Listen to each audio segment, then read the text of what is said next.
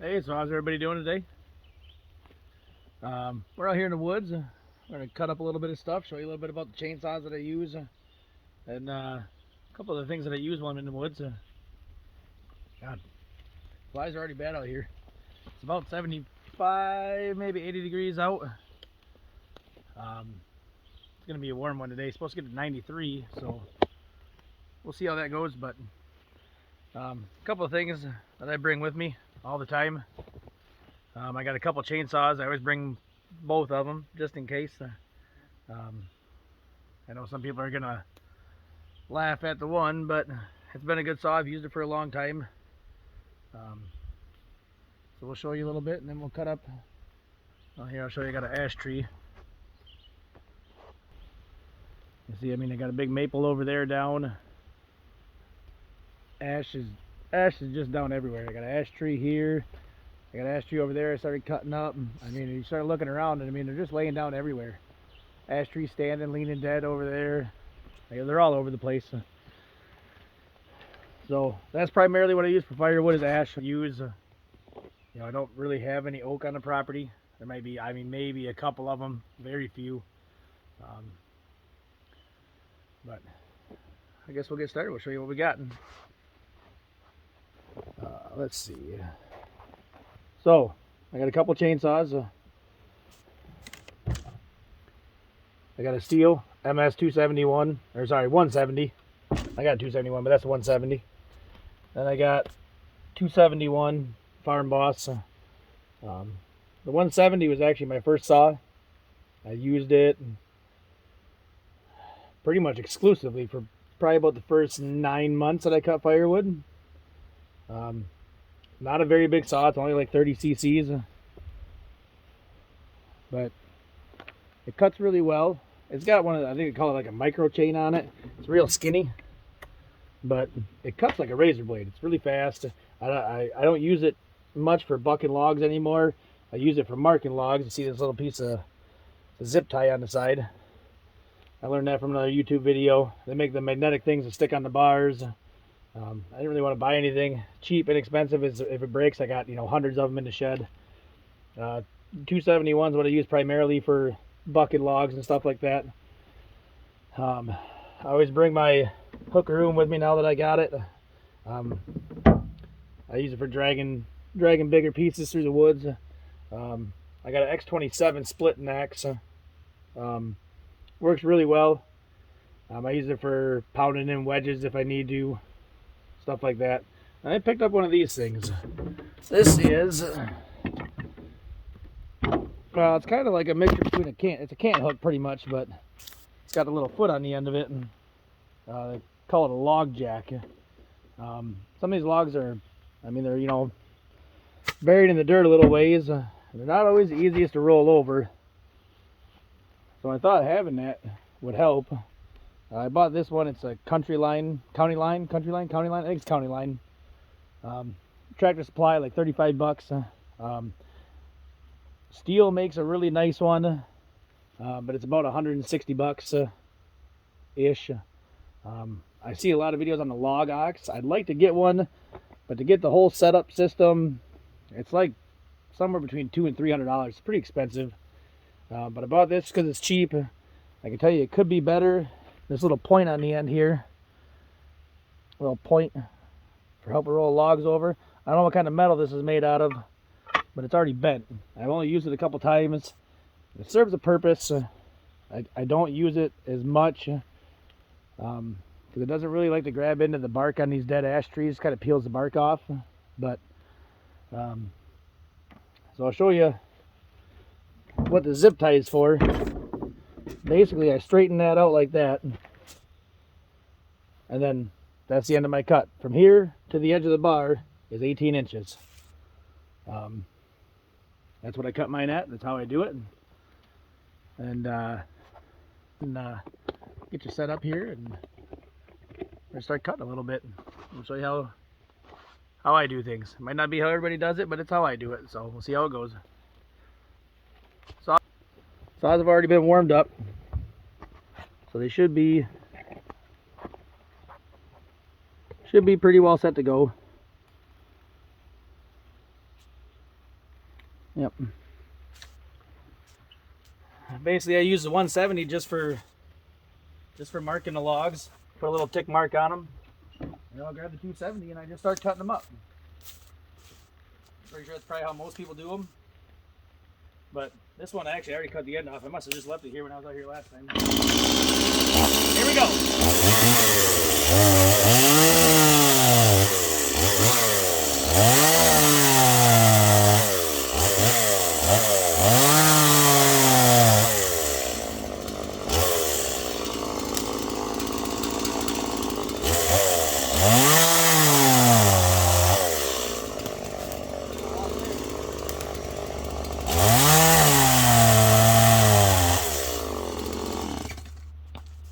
Let's cut a couple up, show you how we do it.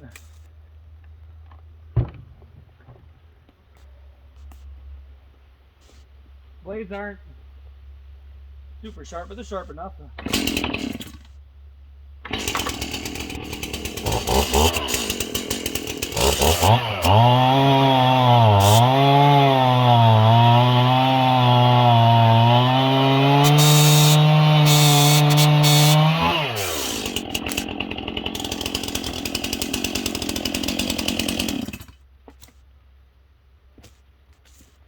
Now the way this hook works, if I can get it to grab a hold of it, we'll see if it will or not. Sometimes it does, sometimes it doesn't.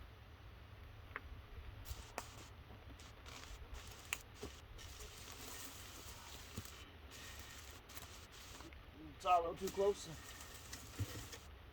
But just like that, and it stands up like that. It gets off the ground, I gotta worry about getting my chain in the ground. Once I get it down to a manageable size, I need to just roll it over by hand.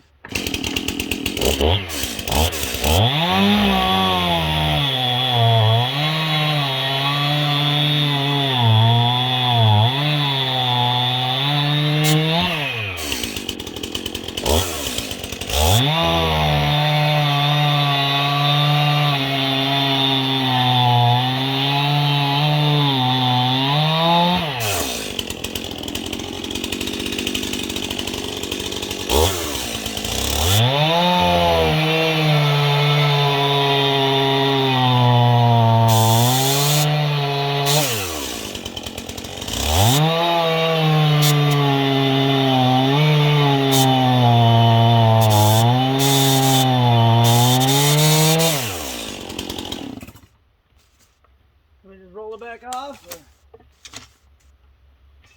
set her down. I wish it was a different color. We don't lose it out here, but see, that's what happened. That's why I got it. But let me say, it's not the greatest. It serves a purpose, but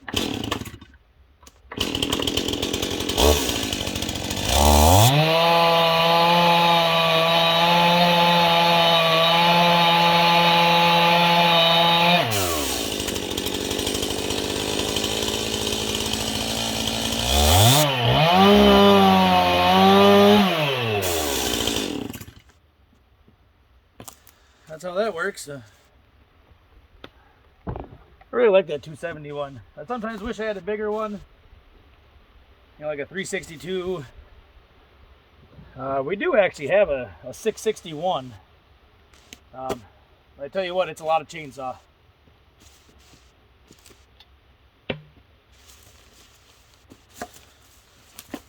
Them guys that run big saws like that, them 661s all day long, lumberjacks and whatnot.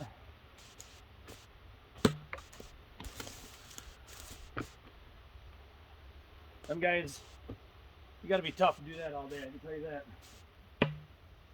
I've only used that saw a couple times. We bought it for a couple of trees that were used to be in my front yard.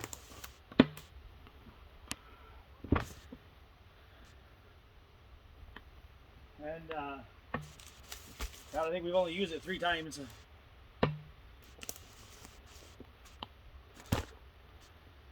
Now, normally I would just load them right in the back of the side-by-side. You guys are sitting in the back of the side-by-side, so. But yeah, that's That's how most people do it. I don't think there's a whole lot of how I do it and how somebody else does it. Sun's bright, ain't it? But I mean, you know, 4 or 5 logs. I'd chuck them in the back of the side by side and just drive on out of here, head home. Where's the dog at? Ziva! Come here. No, there she is. She's a good girl. She always comes. But, I mean, you can see I got this log. I'll finish cutting that up after this and finish that one, at least go on until it goes underneath another one. There's so many of these things out here that are down and twisted around. That one, well, you got the straight one underneath it. I mean, that's probably 45 foot, and give or take. I mean, they're all over the place out here. It's actually really sad, but they make good firewood. A lot of guys say they're ready to burn straight after being cut. They're really dry species. I know oak, a lot of times you cut it and split it. I've been there when they've done it. I got a little moisture meter. I've checked it. It's about 35 to 40%, which is pretty high. But I mean, this stuff, I mean, you could split it today and it'll only be at maybe 25%, if that. He's got these quick fill caps on them, so you ain't got to have a tool to open them like the 170. Like I say, that 170 has been a good saw. I've used it a lot.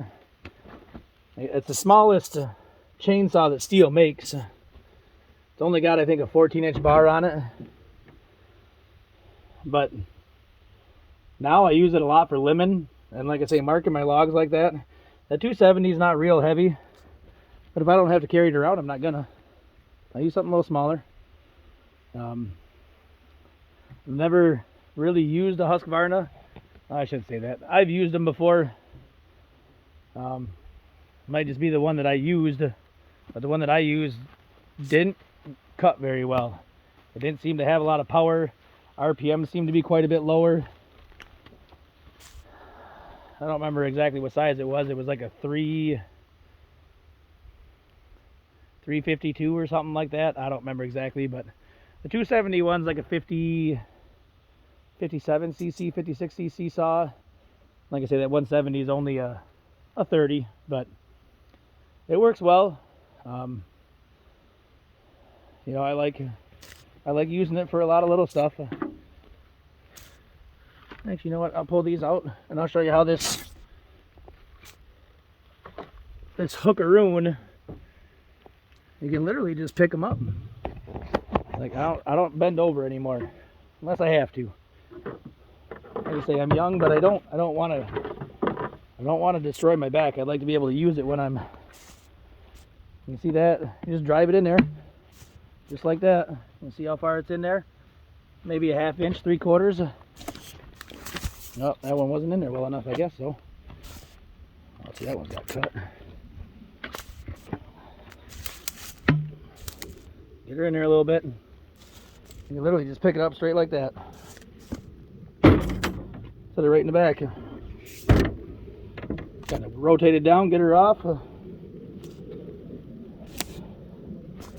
Same thing with the next one. That one's got that piece where I broke it, where I cut it, but you can carry them around just like a suitcase.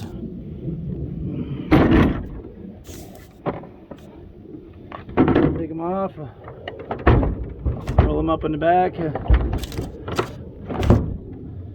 just like that. I'll stack them all up in there like that. Normally I get probably close to a face cord in there. Nah, not quite. Probably 2/3 of a face cord. This time of year I don't come out here too. The bugs are bad. The mosquitoes will eat you alive at night. Humidity up here in Michigan, if anybody lives around here, I mean, you know it gets bad. Today it's supposed to be 93 with probably about a 80% humidity. You just walk outside and just start sweating. That's the nature of the beast up here. I got a cousin lives in Texas, and he thinks it's 10 times hotter up here when it's 80 degrees than when it's 110 down in Texas. So, but that's how we do it. That's how I do it. Gosh dang flies. Anybody got any ideas, input, something I could do differently? I'll take it. I mean, I'll take any advice. That's fine. But I guess for now we're gonna wrap this up. We're gonna head back to the house. Just gotta work this morning. I'm gonna go home, take a shower, and sit in the air conditioning. That's where I like it at sometimes. You guys have a good day. We'll see you later.